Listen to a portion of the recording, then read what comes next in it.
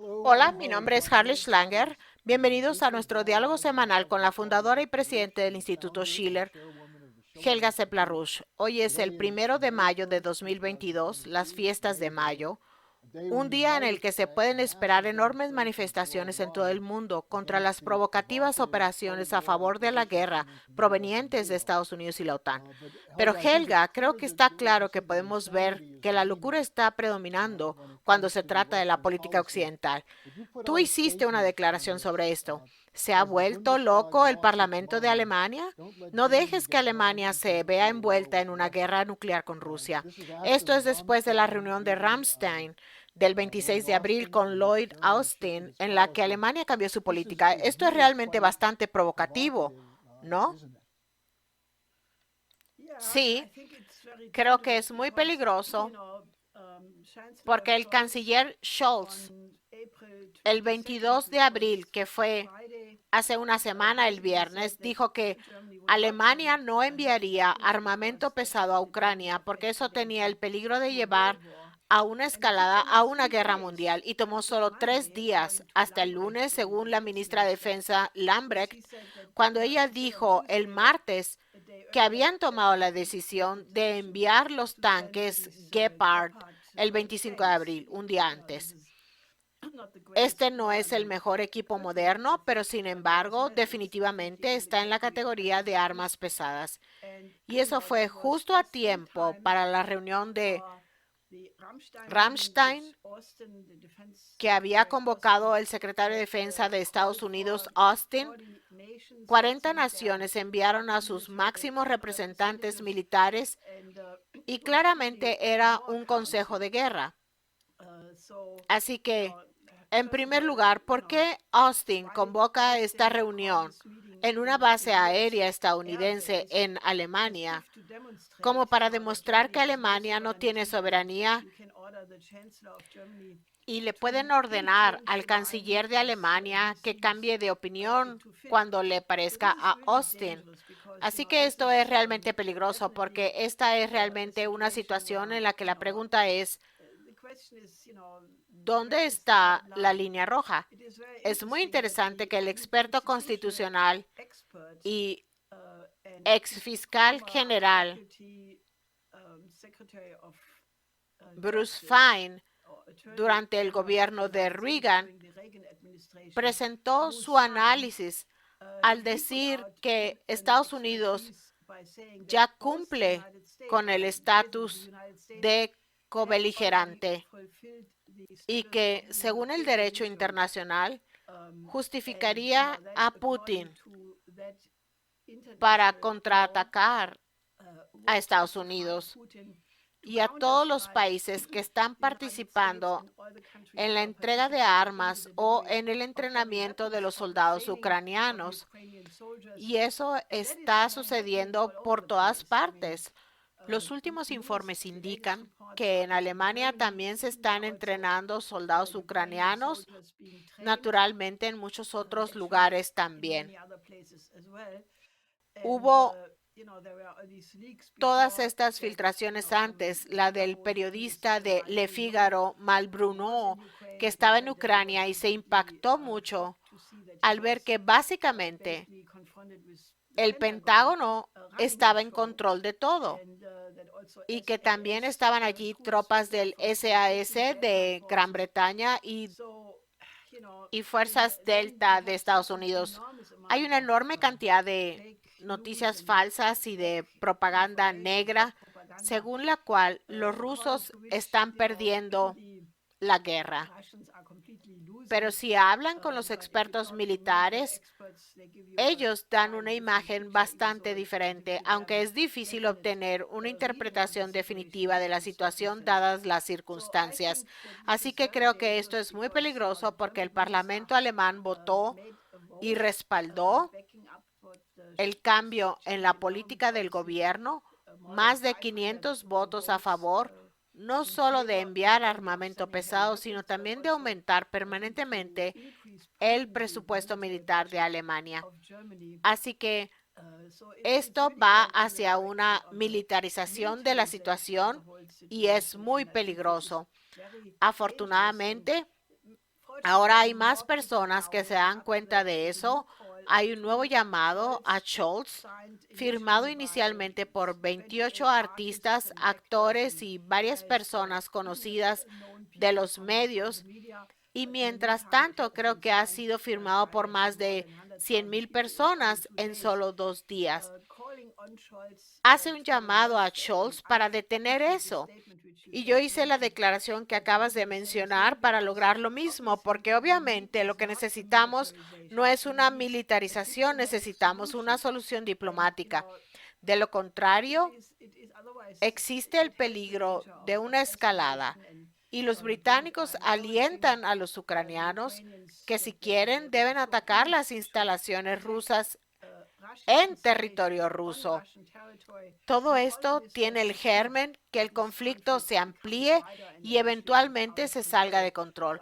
Creo que necesitamos un enfoque completamente diferente porque realmente estamos al borde de la Tercera Guerra Mundial y no debería haber dudas al respecto. Y en medio de esto, Biden anunció otros 33 mil millones de dólares en armas y ayuda para Ucrania, por lo que la idea de verter más y más armas allí está completamente en contra de la idea de ejercer presión por razones diplomáticas. En medio de esto, recibimos una advertencia muy severa de un experto nuclear estadounidense, Tom Postal, sobre lo que estamos viendo si es que realmente se convierte esto en una guerra nuclear. Ha señalado que parece haber muy poco reconocimiento de que es hacia allí donde nos dirigimos. ¿Qué dijo Postal?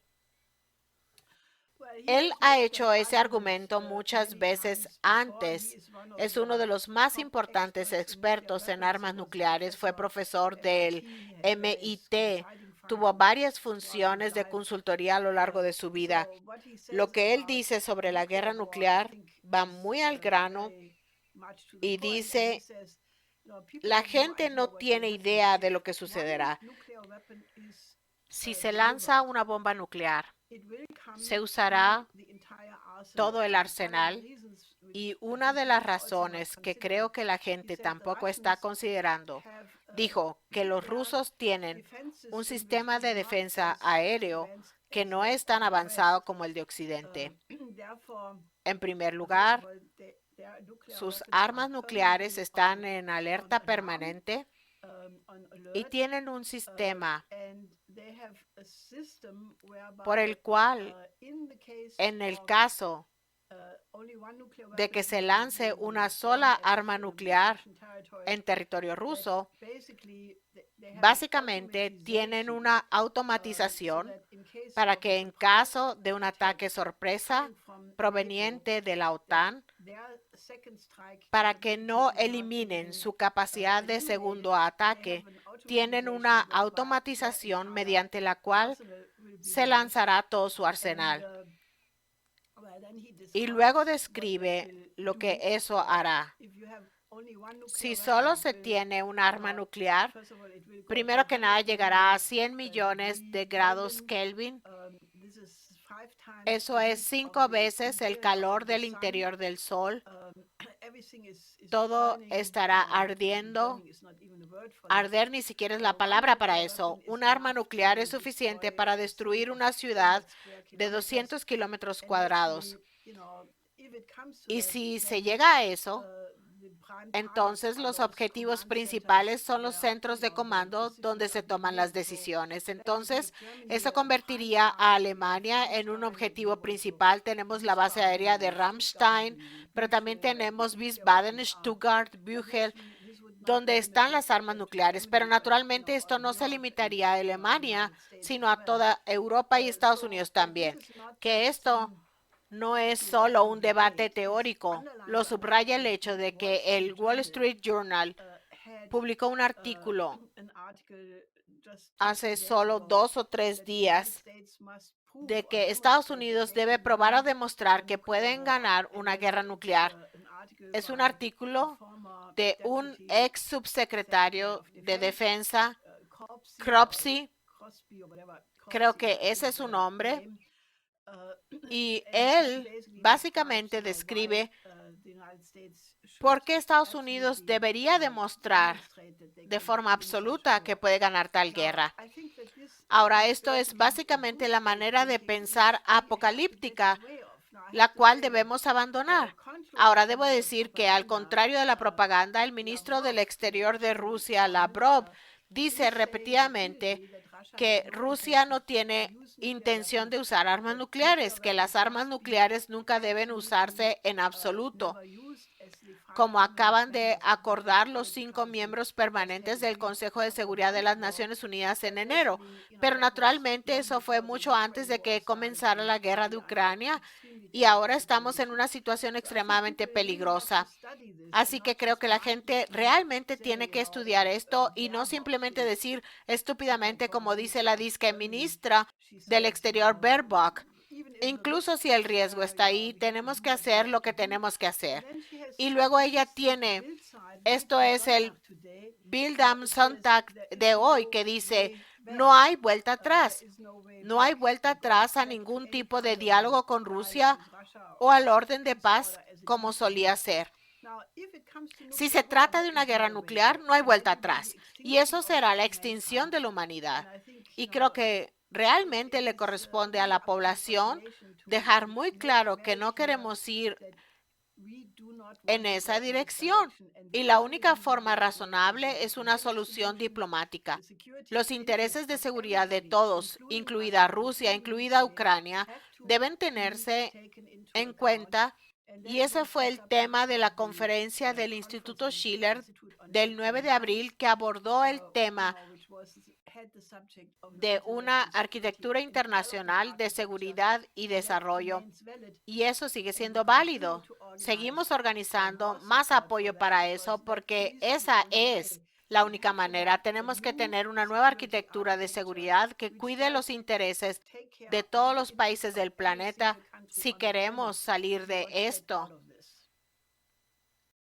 Creo que sería importante, si la gente está interesada en hacer algo al respecto, que vayan a la página del Instituto Schiller y si no lo han hecho, que vean los videos del evento del 9 de abril.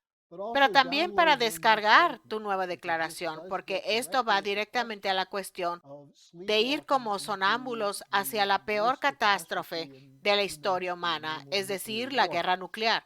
Ahora, en este contexto, has estado planteando la cuestión de la otra parte de esta crisis, que es el derrumbe financiero, la amenaza de la hambruna masiva, y estamos viendo un aumento del hambre, el efecto boomerang de las sanciones que regresan y golpean a los países occidentales.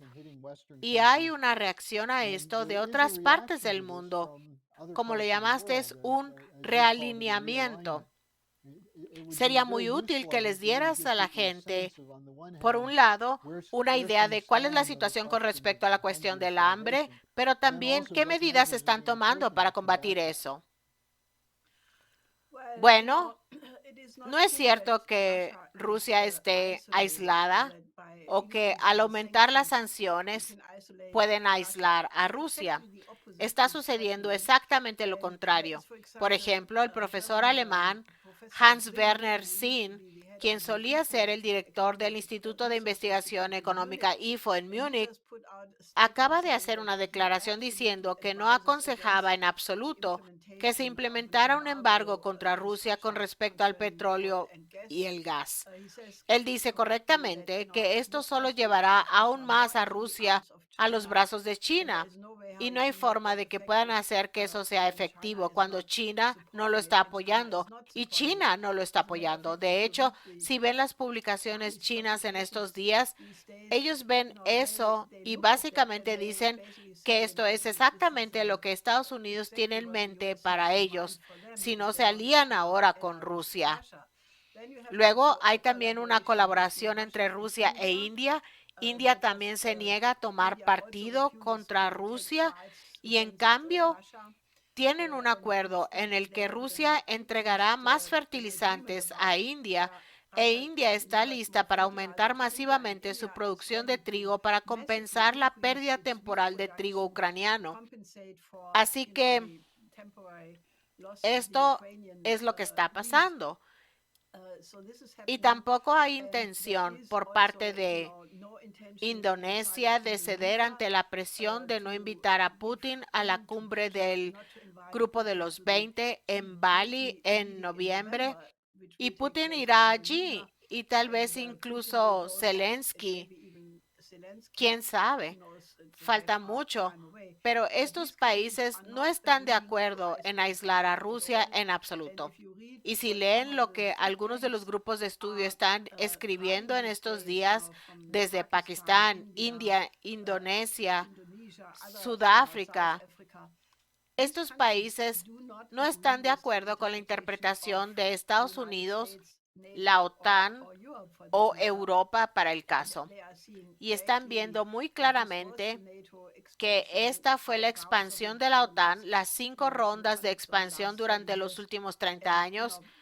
Y estos países no están dispuestos a aceptar eso porque no es un conflicto entre este y oeste o entre las democracias y los regímenes autocráticos, como los medios aquí están tratando de convencer a la gente, sino que estos países lo ven como un conflicto entre las antiguas potencias coloniales y las antiguas colonias, es decir, ellos mismos, y miran quién está del lado de los países en desarrollo, ¿quién los está ayudando? Bueno, no es Estados Unidos ni Europa, sino China y la iniciativa de la Franja y la Ruta. Esto es muy importante porque China ha asumido la responsabilidad de hacer todo lo posible para contrarrestar la crisis alimentaria mundial, la hambruna que amenaza a 1.700 millones de personas. Xi Jinping ha asumido la responsabilidad personal de maximizar la producción y suministro de alimentos a estos países. Y también hay una muy buena cooperación entre Rusia y China, Rusia e India. Y miren lo que está haciendo China. Acaban de regresar de su misión espacial con la operación espacial Shenzhou 13 y probaron 12,000 semillas en el espacio y pudieron hacer 1,000 nuevas variaciones. 200 de ellas tienen un éxito destacado en el aumento de la producción de alimentos. Esto es muy importante porque los chinos han tenido que luchar durante mucho tiempo para obtener suficiente comida para su gran población de 1.400 millones de personas. Tienen solo el 7% de la tierra cultivable del mundo, pero tienen el 20% de la población mundial. Entonces, la única forma en que podrían cerrar esa brecha es mejorar la calidad de la producción de alimentos, de semillas, y el padre del fertilizante, Yuan Longping, murió en mayo pasado a la edad de 91 años. Pero él es el símbolo de la mejora china de la producción agrícola para abordar exactamente este problema. Así que creo que esta es realmente una actitud diferente y no he escuchado en los medios occidentales una discusión que Europa o los países occidentales aumentarían la producción de alimentos porque tenemos una hambruna que amenaza a 1.700 millones de personas. No he visto un debate así. Eso solo lo he visto en los países que supuestamente tienen los regímenes autocráticos. Eso lo ven los países necesitados. Y creo que Occidente realmente tiene que revisar su forma de pensar. Hay una total falta de voluntad de las disque élites para reconsiderar que tal vez cometieron un error. En cambio, se tiene en Alemania este loco debate de que fue la política de distensión del este, del ala Brandt, de la socialdemocracia, la que condujo a la crisis actual. Esto está completamente al revés. La política de paz del SPD y la tradición de Brandt que dieron a Alemania la unificación pacífica. Y cuando la Unión Soviética se derrumbó, esa fue una actitud muy generosa de permitir la unificación alemana y eso fue solo posible sobre la base de la política de distensión de antes. Así que ahora decir que fue esa política la que condujo a la crisis de Ucrania es simplemente, ya saben, la gente piensa que la gente no tiene memoria histórica en absoluto. Y creo que Occidente tiene que repensar, tal vez no hemos estado haciendo lo correcto durante mucho tiempo y tal vez deberíamos colaborar con otros países en lugar de tener este conflicto artificial entre los sistemas. Los diferentes sistemas pueden vivir juntos en paz y esa es la única manera. Sobre la cuestión de reconsiderar las cosas. Hubo un artículo en The Economist que describía lo que dijiste sobre las antiguas naciones coloniales que se pusieron del lado de Rusia, o al menos no se pusieron del lado de Occidente, buscando la no alineación. The Economist llamó a esto una crítica impresionante de la política estadounidense y de la OTAN, pero luego continuó diciendo, pero no se preocupen, estos países no tienen otra opción, y ahí es donde se puede ver cómo es necesario reconsiderar esto. Otra área en la que se debe repensar es la situación de salud mundial y ha habido muchos comentarios en Occidente sobre la política de China de cero COVID con los cierres de emergencia en China y cómo esto muestra un mal enfoque para eso. Pero me pregunto, ¿qué piensas sobre esto? Porque lo que perdimos en esto al hablar de la dureza de la política de cero COVID es que casi 1 millón de personas han muerto en Estados Unidos por el coronavirus. Me gustaría saber qué piensas de esto. Bueno, obviamente, China ahora tiene algunos problemas porque la variante Omicron es muy contagiosa, por lo que tuvieron el cierre de emergencia en Shanghai y también en una o dos ciudades grandes en partes de Pekín también. Y naturalmente esto tiene un efecto en la cadena de suministro y también es muy difícil para los chinos, pero si piensan, ¿cuál es la diferencia entre tener 14,000 muertes, como es el caso de China, o tener 1 millón de muertes? O creo que en la Unión Europea estamos casi al mismo nivel que Estados Unidos. Entonces, China ha dejado muy claro que para ellos la vida individual debe ser absolutamente protegida y tuvieron un gran éxito. Y si los demás países hubieran hecho una política similar, tal vez la pandemia nunca hubiera llegado a los niveles actuales. Entonces, creo que nuevamente es una cuestión de qué sistema le da más valor a la vida humana y creo que Occidente es nuevamente, ya saben, ahora todo está abierto y varias personas advierten que enfrentaremos otro peligro de nuevas olas en otoño e invierno y de esa manera la pandemia se quedará con nosotros para siempre. O incluso Fauci dijo algo así que se volverá endémica y no desaparecerá. Creo que los chinos lo han hecho bien y creo que el número de personas que ellos han salvado básicamente les da ese derecho. Al discutir la cuestión de una arquitectura de seguridad, también insististe en que hubiera una nueva arquitectura económica y financiera. Y una de las cosas que estamos viendo ahora en la relación entre Rusia y China es un intento de establecer una base diferente para el comercio, para las transacciones de divisas, etcétera. Y una de las personas en Rusia que está muy interesada en el trabajo de tu esposo, Sergei Glaziev, ha iniciado una discusión sobre un nuevo sistema de crédito. ¿Qué está diciendo Glaziev y cómo es esto coherente con la idea de que una gran parte de la razón del pánico en Occidente es que a medida que el sistema financiero occidental se está derrumbando, hay señales del potencial para una nueva arquitectura financiera proveniente de Eurasia? Bueno, mi esposo dijo, creo que comenzó a discutir esto incluso ya a finales de los 90, que el mundo necesita un nuevo sistema de crédito, un sistema de crédito básicamente como el que FDR había pretendido para el Bretton Woods, que nunca se realizó porque él murió y luego debido a las políticas diseñadas por Churchill y Truman no se cumplió. Y el elemento más importante del sistema de Bretton Woods nunca se realizó, que era proporcionar crédito barato de bajo interés y a largo plazo para elevar el nivel de vida de la población en los países en desarrollo como precondición para la paz. Ahora bien, mi esposo había diseñado un programa que hace exactamente eso: deshacerse de la economía de casino, ir a un sistema bancario nacional hamiltoniano, establecer un sistema de crédito entre estos bancos nacionales y luego proporcionar crédito barato para el desarrollo, para desarrollar la infraestructura básica, la agricultura, la industria. Y eso es aparentemente lo que está pasando. Hay discusiones entre muchas organizaciones de Rusia, China, India y otros países para pagar no solo en la moneda local, para salirse del dólar como moneda de reserva mundial, al tener comercio en yuanes, rublos, rupias.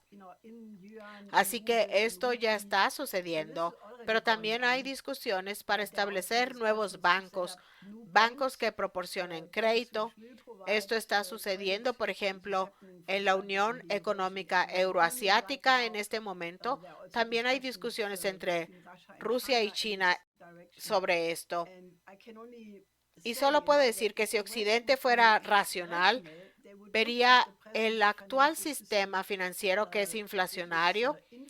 Ese ya era el caso antes de que comenzara la guerra de Ucrania.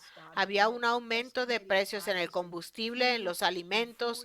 Naturalmente, esto ahora se está volviendo mucho peor, pero el verdadero problema es el total sobreendeudamiento del sistema. Entonces, si Occidente fuera sabio, iría al grupo de los 20 y diría: tengamos un nuevo sistema de crédito y concentrémonos realmente en aquellas áreas que son los problemas apremiantes de toda la humanidad en este momento, que es la hambruna. Esta es una hambruna del 20% de la población humana. Uno pensaría que los gobiernos occidentales dirían: tenemos que hacer todo para duplicar la producción de alimentos, para llevar la infraestructura básica a los países afectados. Pero obviamente esto aún no está sucediendo y tenemos que tratar de lograr que discutan eso y lograr que más personas señalen que necesitamos una arquitectura de seguridad internacional basada en los principios de la paz de Westfalia. Y eso tiene que combinarse con una perspectiva de desarrollo. Por lo tanto, necesitamos una nueva arquitectura de seguridad y desarrollo que cambie por completo el sistema para que haga posible la supervivencia de cada nación y de cada persona en este planeta. Y esa es la dirección a la que tenemos que ir. Y esta discusión no se trata de destruir a Occidente o socavar la economía occidental para que pueda ser absorbida, sino que en realidad es en la tradición del sistema americano, la política económica de Occidente antes de que la economía de casino se apoderara de esta. Y creo que eso es algo que la mayoría de la gente de Occidente no entiende.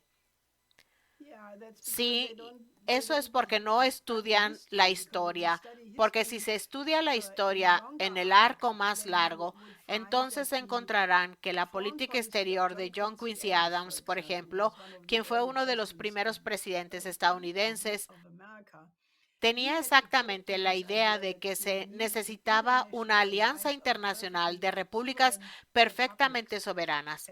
Y si observan lo que está haciendo China en términos de su sistema económico, encontrarán que el sistema bancario hamiltoniano que se estableció durante la época de la Revolución Americana o justo después es exactamente lo que está haciendo China. Entonces, si observan las políticas del movimiento de países no alineados, tal como se desarrolló en el periodo de posguerra con la conferencia de Bandung, con Mahatma Gandhi, al lograr la independencia de India, luego las políticas de Nehru, las políticas de Tito, de principios del periodo del movimiento de los países no alineados, que está exactamente en cohesión con los mejores periodos de Occidente. Así que no es una contradicción. Y la Carta de la ONU y los 5 principios de la coexistencia pacífica es lo que debemos acordar y necesitamos una discusión sobre eso. Y lo que dice la disque ministro de Exterior Baerbock, no hay vuelta atrás. Ese es el camino a la Tercera Guerra Mundial. Si no puede regresar uno y decir necesitamos un orden de paz, realmente no se está en el mundo real. Bueno, creo que se puede argumentar muy claramente, como lo has hecho, que los verdes, en particular en Alemania, no viven en el mundo real. De hecho, sus políticas van a destruir Alemania. Entonces, Helga, gracias por acompañarnos hoy y si todo sale bien, volveremos la próxima semana con otra discusión. Mientras tanto, movilícense con nosotros.